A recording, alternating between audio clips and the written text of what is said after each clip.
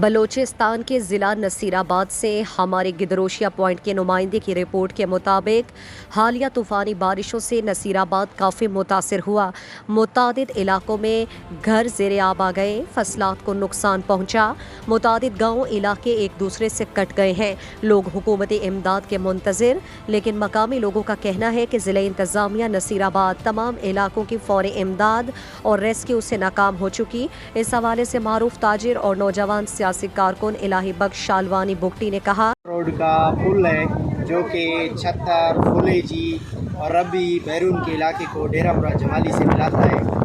یہ ربی کینال کے پانی کو آپ ظاہر کر سکتے ہیں، یہاں پہ پیچھے سے آپ لوگوں کو بھی ظاہر کر سکتے ہیں کہ یہ لوگ تقریباً 4 دنوں سے اس طرف بیٹھے ہوئے ہیں، ربی کینال کے اس طرف بے یار و مددگار پڑے ہوئے ہیں۔ ان کو کوئی حکومتی امدادی فنڈ بھی نہیں ملا، نہ کوئی ٹینٹ کا انتظام ہوا۔ اس وقت بارش بھی ہو رہی ہے اوپر سے، اور نیچے سے لوگ جو ہے نا کھلے آسمان تلے بیٹھے ہوئے ہیں۔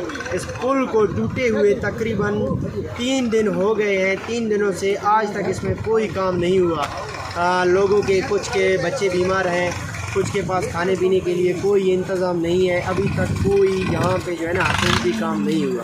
انہوں نے مزید کہا کہ چھتر ربی کے عوام حکومتی امداد کے منتظر ہیں۔ خاص طور پر ددمندانہ گزارش 72 ونگ کے F C colonel Ahmed Khan سے ربی چھتر چوکی پل بحال کیا جائے تاکہ فلیجی چھتر اور ربی بیرون کا عوام ڈیرہ مراد جمالی زمینی آمد و رفت برقرار رکھ سکے۔